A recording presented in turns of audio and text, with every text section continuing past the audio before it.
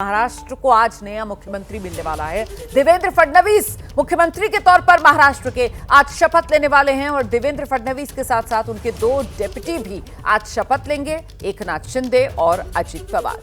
तो आज का दिन महाराष्ट्र की सियासत के लिहाज से बेहद अहम और देवेंद्र फडणवीस के सियासी करियर के लिहाज से बेहद महत्वपूर्ण। और ऐसे में आज के दिन की शुरुआत अपने घर से बाहर निकलकर सबसे पहले बप्पा का आशीर्वाद लेने के लिए सिद्धिविनायक का रुख किया है देवेंद्र फडणवीस ने। शाम में शपथ ग्रहण समारोह है और उससे पहले सिद्धिविनायक मंदिर पहुंचने वाले हैं देवेंद्र फडणवीस। घर से बाहर आज निकले हैं तो सबसे पहले बप्पा के दर पर पहुंचेंगे, वहां जाकर आशीर्वाद लेंगे। सिद्धिविनायक मंदिर पहुंचने वाले हैं देवेंद्र फडणवीस। सीधे आपको लेकर चलेंगे, हमारे साथ हमारे तमाम सहयोगी इस वक्त मौजूद हैं। नम्रता दुबे जो सिद्धिविनायक मंदिर से ही हमारे साथ जुड़ रही हैं, उन्हीं का जरा रुख कर लेते हैं और जानते हैं नम्रता दुबे से कुछ अलर्ट वहां पर मिलना शुरू हो गया है। कितनी देर में पहुंचने वाले हैं देवेंद्र फडणवीस, यहां पर क्या जानकारी मिल रही है नम्रता? रोमाना, सबसे पहले मैं आपको तस्वीरें दिखाऊंगी। सीधे आप देखिए देवेंद्र फडणवीस जो हैं वो सिद्धिविनायक मंदिर पहुंच चुके हैं और यहां पर अब बाप्पा के दर्शन करने के बाद मुख्यमंत्री पद की शपथ के लिए शाम को जाएंगे। गिरीश महाजन को आप देख सकती हैं गाड़ी में, उनके साथ मौजूद थे। माना जा रहा है कि गिरीश महाजन को भी कैबिनेट में अच्छा पद मिलेगा और ऐसे में तस्वीरें आपको दिखा रहे हैं कि गाड़ी सीधे उनकी सिद्धिविनायक मंदिर के अंदर गई है। यहाँ पर गणपति बाप्पा के दर्शन करने के बाद वो सीधे शाम को शपथ लेते नजर आएंगे, लेकिन उसके पहले मुंबा देवी में भी दर्शन के लिए पहुंचेंगे, जहां मां मुंबा का आशीर्वाद लेंगे, क्योंकि श्री गणेश करना जरूरी समझा जाता है किसी शुभ काम के लिए। और फडणवीस जो हैं देवी देवताओं में काफी ज्यादा विश्वास भी करते हैं और ऐसे में अब सिद्धिविनायक मंदिर जो है देवेंद्र फडणवीस पहुंच चुके हैं। लाइव तस्वीरें हम आपको दिखा रहे हैं और उनके साथ भाजपा के और भी कई नेता जो हैं वो मौजूद हैं। गाड़ी के पास आप देख सकते हैं कि वहां पर भाजपा के नेता, तमाम पुलिस के अधिकारी आपको दिखाई देंगे। अंदर की तरफ जा रहे हैं जहां पर गणपति बाप्पा के दर्शन वो करेंगे और उसके बाद यहां से निकलेंगे मुंबा देवी मंदिर, जहां पर दर्शन वो मुंबा देवी मां के करेंगे। और ऐसे में फडणवीस जो है वो मुख्यमंत्री बनने वाले हैं तो प्रोटोकॉल के तहत सुरक्षा बढ़ाई गई है। गेट के अंदर उनकी टीम को छोड़ा गया और ऐसे जैसे ही बाहर आएंगे उम्मीद कर रहे हैं कि फडणवीस शायद मीडिया से भी बात करें।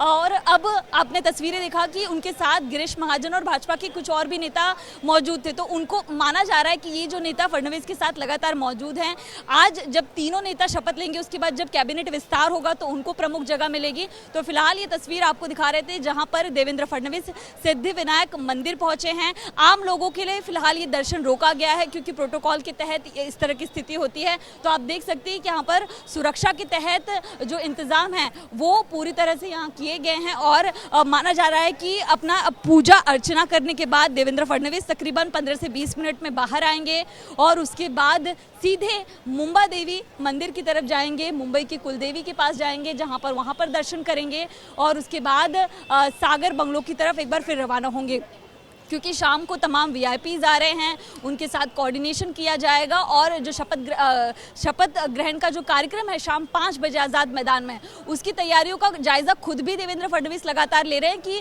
इतना बड़ा कार्यक्रम है, किसी तरह की कोई चूक ना हो। जिम्मेदारी बहुत बड़ी होती है क्योंकि कई राज्यों के मुख्यमंत्री यहाँ पर पहुँचेंगे, प्रधानमंत्री तो आ ही रहे हैं। तो तमाम स्थिति को देखते हुए फडणवीस जो हैं खुद तैयारियों का जायजा ले रहे हैं और ये दिन की शुरुआत उन्होंने की है। सबसे पहले सागर बंगलों से निकले हैं और आए हैं सिद्धिविनायक मंदिर में, जहां गणपति बाप्पा का आशीर्वाद लेंगे, दर्शन करेंगे। उसके सीधे बाद मुंबई की कुलदेवी जो मुंबा देवी हैं उनके आशीर्वाद के लिए जाएंगे। तो तस्वीर में हमने देखा कि परिवार के लोग नजर नहीं आ रहे थे, गिरीश महाजन नजर आए, उनके साथ भाजपा के और तमाम जो नेता हैं वो यहाँ पर नजर आए। तो ये तमाम लोग जो हैं वो गर्भगृह जो है सिद्धिविनायक मंदिर का वहाँ पर पहुँच गए हैं। मैं हासिब को कहूँगी कि आपको एक बार फिर से गेट के उस तरफ की तस्वीर दिखाने की कोशिश करें जहां भाजपा के जो नेता हैं वो मौजूद है। और कुछ ही देर में तस्वीर भी हमारे पास आएगी जब देवेंद्र फडणवीस बाप्पा के दर्शन कर लौटेंगे और उम्मीद की जा रही है कि शायद वो बाहर आकर बात करें। और ऐसे में मुंबा देवी पहुंचेंगे, मुंबा देवी में मुंबा मां के दर्शन करेंगे, शाम के शपथ विधि की जो तैयारियां हैं उसका भी जायजा ले रहे हैं। और भाजपा के कई नेता देवेंद्र फडणवीस के साथ यहाँ पर मौजूद हैं। उम्मीद की जा रही है कि तकरीबन 15 से 20 मिनट का वक्त और लगेगा, जिसके बाद फडणवीस बाहर आएंगे और शाम को वो वक्त होगा जब शाम 5 बजे के करीब आज 5 दिसंबर को एक बड़ी शपथ विधि महाराष्ट्र के आज़ाद मैदान में होगी, जहां पर हजारों की संख्या में जो भाजपा के कार्यकर्ता हैं, जो राष्ट्रवादी कांग्रेस पार्टी के कार्यकर्ता हैं और साथ ही जो शिवसेना एकनाथ शिंदे की पार्टी के कार्यकर्ता हैं वो जुटेंगे और उसके बाद ये पूरी जो शपथ विधि है वो यहाँ पर देखने मिलेगी। तो ये तस्वीर आपको दिखा रहे हैं सिद्धिविनायक मंदिर के बाहर की, जहां पुलिस सुरक्षा बढ़ाई गई है, क्योंकि आगाम जो भविष्य के मुख्यमंत्री हैं कुछ ही देर में शपथ लेंगे वो मंदिर के अंदर मौजूद है और उनके साथ बिल्कुल नम्रता, मैं लौटूंगी आपके पास। तो पहुंच चुके हैं देवेंद्र फडणवीस सिद्धिविनायक मंदिर के भीतर। ये वो तस्वीर जिसका हम जिक्र कर रहे हैं, देखिए किस तरीके से सफेद रंग की गाड़ी में पीछे की सीट पर चंद्रशेखर बावनकुले नजर आए मुझे, जो पहुंचे देवेंद्र फडणवीस के साथ। महाराष्ट्र बीजेपी के अध्यक्ष हैं, साथ ही गिरीश महाजन इसी गाड़ी में सवार थे उनके साथ, और आगे की सीट पर गाड़ी में बैठे हुए देवेंद्र फडणवीस।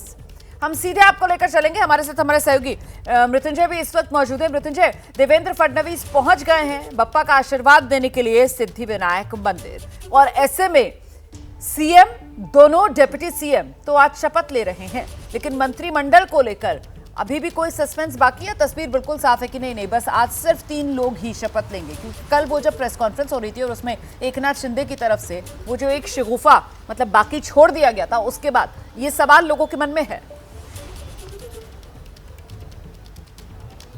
देखिए, एकनाथ शिंदे थोड़ा सा सस्पेंस रखने में विश्वास रखते हैं, लेकिन अब सस्पेंस जैसी कोई बात नहीं रही, क्योंकि तस्वीर पूरी तरह से साफ है।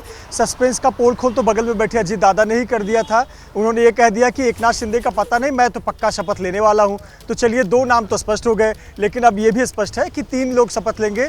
और चूंकि प्रधानमंत्री इस कार्यक्रम में आ रहे हैं, गृहमंत्री इस कार्यक्रम में आ रहे हैं, तो शपथ विधि का कार्यक्रम बहुत बड़ा नहीं होगा। प्रधानमंत्री का समय काफ़ी कम है, और ऐसे पर अगर पूरा एक कैबिनेट की शपथ विधि यहाँ पर होने लगी तो उसमें 1.5 से 2 घंटे का वक्त जाएगा।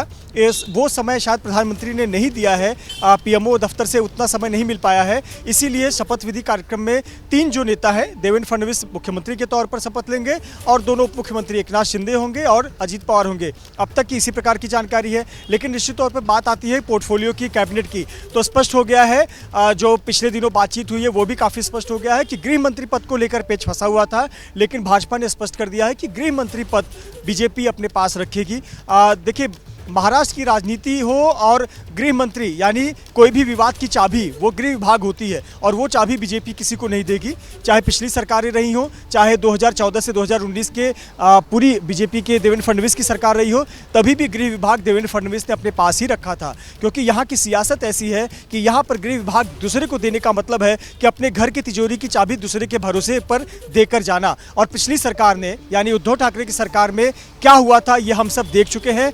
उद्धव ठाकरे ने अपनी चाबी दे दी थी अनिल देशमुख को। अनिल देशमुख क्या कर रहे थे वो उद्धव ठाकरे को पता ही नहीं चल रहा था, और कब उनके नाक के नीचे से 40 विधायक निकल गए वो अभी रहस्य ही बना रह गया। तो वो स्थिति तो महाराष्ट्र में नहीं होनी चाहिए। तो इसीलिए कोई भी गृह विभाग रहेगा वो मुख्यमंत्री देवेंद्र फडणवीस अपने पास ही रखेंगे। इसी को लेकर पेच फंसा हुआ था। दलील ये दी गई थी कि पिछली सरकार में जब उप मुख्यमंत्री पद बीजेपी के पास था तो गृह विभाग उनके पास दिया गया था। अब जब गृह विभाग उप मुख्यमंत्री पद एकनाथ शिंदे को दे रहे हैं तो गृह विभाग दे दीजिए। लेकिन इस पर कई चर्चाएं हुई। सवाल ये हुआ कि क्या उस हिसाब से अर्बन डेवलपमेंट मिनिस्ट्री, जो कि एकनाथ शिंदे का पसंदीदा पोर्टफोलियो है, क्या वो बीजेपी को मिलेगा? क्या MSRDC, जो एकनाथ शिंदे का पसंदीदा पोर्टफोलियो है, क्या वो बीजेपी को मिलेगा? तो इस प्रकार से जो चर्चाएं हुई हैं काफ़ी कुछ स्पष्ट हो गया है। खास करके देखिए, पश्चिम महाराष्ट्र में जहां पर गन्ना किसान है, जहां पर शिक्षा के क्षेत्र के बहुत सारे इंस्टीट्यूट्स हैं, वैसे जो विभाग हैं वो अजीत दादा लेंगे। चाहे फाइनेंस की विभाग हो, इरिगेशन हो, सिंचाई का मामला हो, गन्ना किसानों का मामला हो, वो प्रयास करेंगे कि अजीत पवार ही अपने पास रखें। Eknath Shinde MSRDC, urban development ministry, शहरी विभाग, ये अपने पास रखना चाहेंगे। गृह विभाग की बात हो तो वो देवेंद्र फडणवीस अपने पास रखेंगे। लेकिन जो निश्चित तौर पर पोर्टफोलियो पर सहमति बनी हुई है। पिछले दिनों काफ़ी कुछ मंथन हुआ इस पर, लेकिन अब सहमति बन चुकी है। शपथ विधि का कार्यक्रम होने के बाद जो कैबिनेट का विस्तार है वो कैबिनेट का विस्तार होगा। बीजेपी के ज़्यादा पहले जो चरण का कैबिनेट विस्तार होगा, बीजेपी के लगभग 17 लोग कैबिनेट की शपथ ले सकते हैं, और 8 शिवसेना से, 8 अजीत पवार गुट से शपथ ले सकते हैं। ऐसी सूत्रों के जरिए हमें अब तक जानकारी मिली है। वाली है। बिल्कुल। और मृत्युंजय, हालांकि महाराष्ट्र की अगर बात की जाए तो यहां पर विधानसभा में जो बहुमत वाला जादुई आंकड़ा है उसके बिल्कुल करीब बीजेपी अपने दम पर पहुंची, लेकिन सरकार तो महायुति की बनने जा रही है और ऐसे में महायुति की ये सरकार और इसमें जो खास मेहमान बुलाए गए हैं उसके जरिए कहीं ना कहीं वो जो एनडीए का शक्ति प्रदर्शन है वो भी करने की यहां पर तैयारी, वो जिस तरीके की फहरिस्त वीवीआईपीज के नामों की सामने आ रही है उससे यही आभास होता है। बिल्कुल रोमाना, देखिए इसे हम लोग मोदी विस्तार 2.0 कह सकते हैं।